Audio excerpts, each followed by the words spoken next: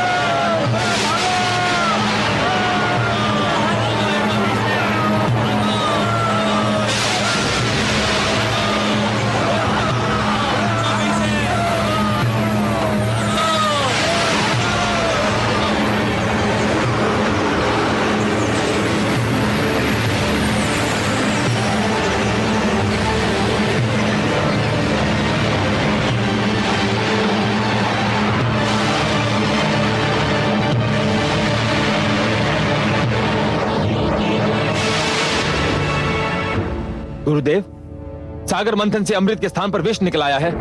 चारों ओर त्राई त्राई मची हुई है। देवता तो कहते थे कि सागर मंथन से जीवनदायक अमृत मिलेगा, परंतु सागर तो मृत्यु बांट रहा है गुरुदेव।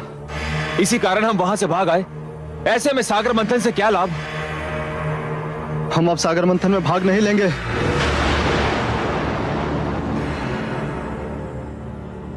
मूर्खता मत दिखाओ। तुमने ये कैसे मान लिया कि सागर मंथन से केवल अमृत निकलेगा, और वो भी सबसे पहले? मूर्खों, इस मंथन से अनेक ऐसे पदार्थ, अनेक ऐसे रत्न निकलेंगे जिसकी किसी ने कल्पना भी ना की होगी। परंतु गुरुदेव, अभी तो सागर तट पर जाना मृत्यु को निमंत्रण देना होगा। वहां चारों ओर विषैली वायु के बादल फैले हुए हैं और फैलते ही जा रहे हैं। वहां तो खड़े रहना भी असंभव है। ना जाने ये कैसा विष है। इस विष का नाम है कालकूट, और ये हलाहल है। परंतु तुम क्यों चिंता करते हो? मेरे पास भी संजीवनी मंत्र है, और मैं तुम्हें मरने नहीं दूंगा। तुम सब मेरे आश्रम में ही ठहरो और इस विपत्ति के टलने की प्रतीक्षा करो। तुमसे अधिक तो देवता चिंतित होंगे, क्योंकि देवताओं के लिए मंथन और अमृत तुम्हारी तुलना में अधिक महत्व रखता है।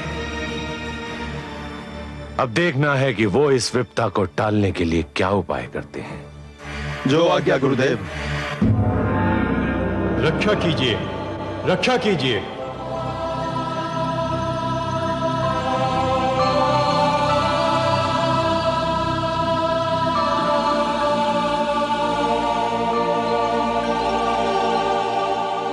रक्षा कीजिए हे त्रिलोकीनाथ, आपकी सृष्टि संकट में है।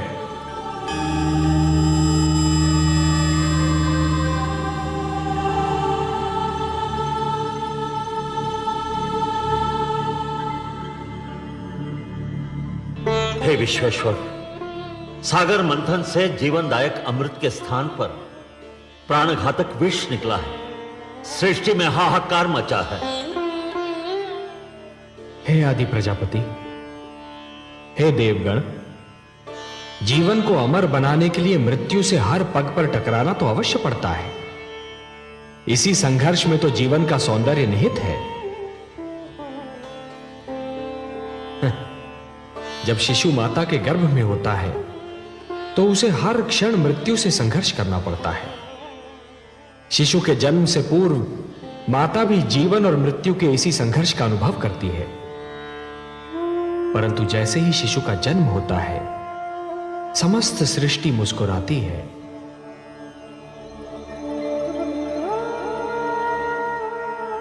यदि अमृत की प्राप्ति इतनी सरल होती देवगण, तो जीवन और मृत्यु का यह संघर्ष और उसकी यह कथा कब की समाप्त हो चुकी होती। परंतु हे जगदीश्वर, समुद्र में यह विष आया कहां से? यह तो आदि प्रजापति श्री ब्रह्मा की संतान मानव का चमत्कार है।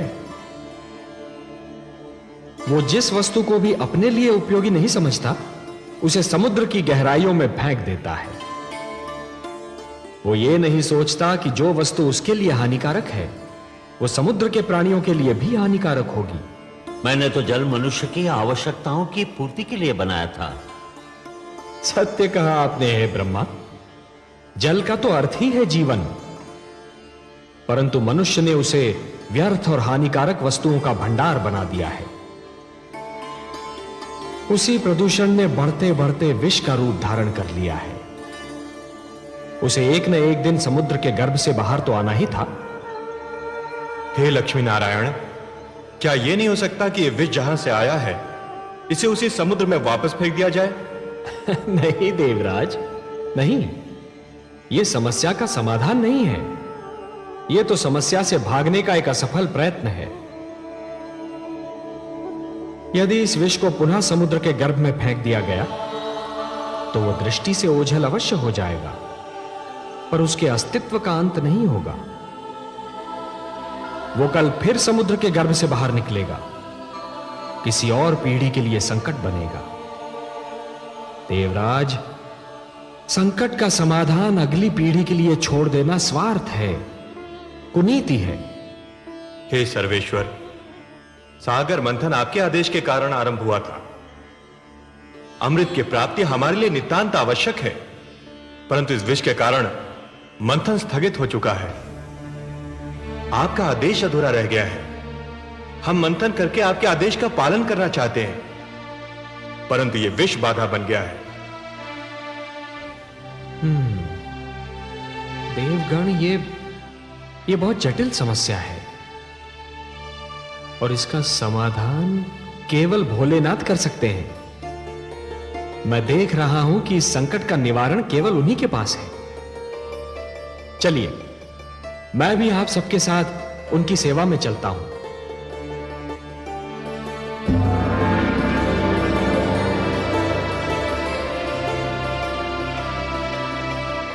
महादेव की जय हो।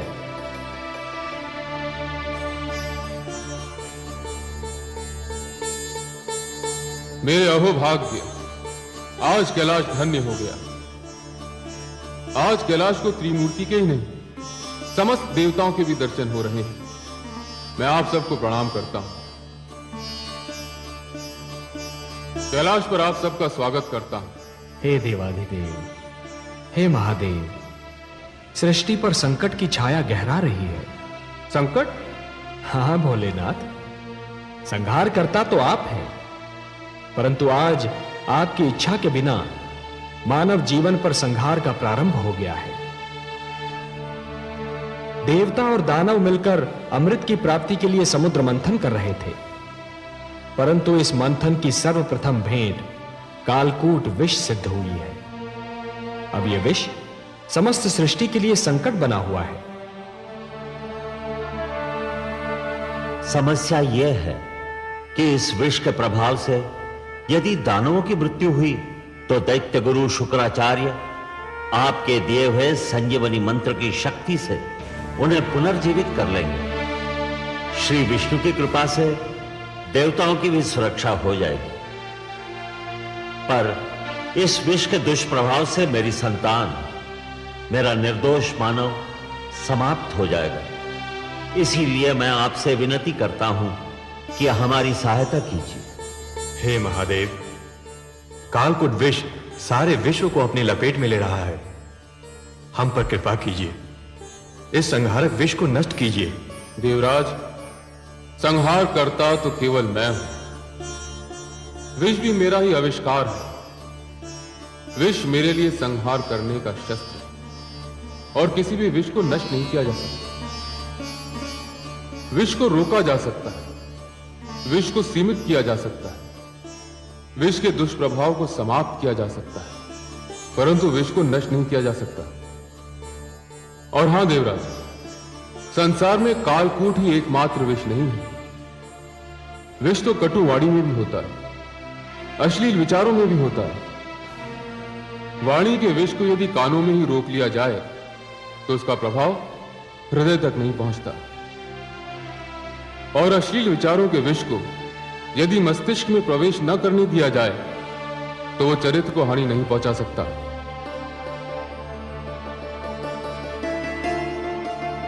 जहां अमृत होता है वहां विष का होना तो स्वाभाविक है, परंतु आप धन्य है भोलेनाथ, आप धन्य हैं।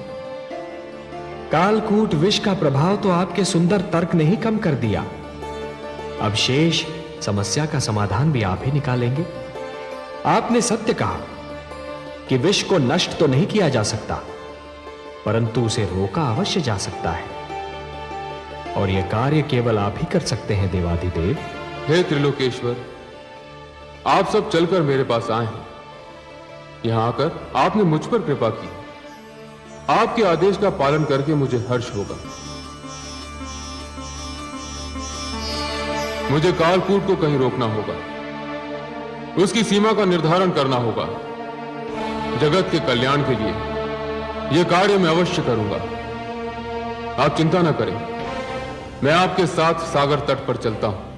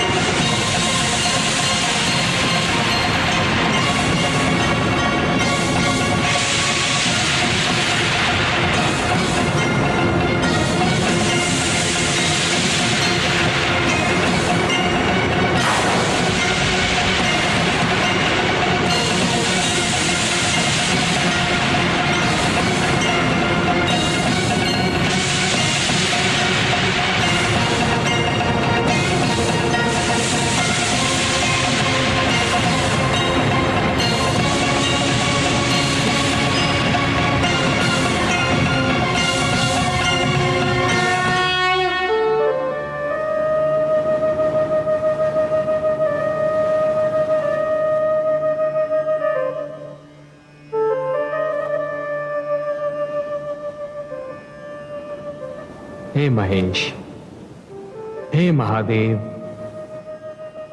आज आपने कालकूट विष के प्रभाव से सारे संसार को बचा लिया। आपको कोटि कोटि धन्यवाद। आपने समस्त सृष्टि पर उपकार किया है महादेव। आज आपने महान त्याग और महानतम बलिदान का प्रदर्शन किया है।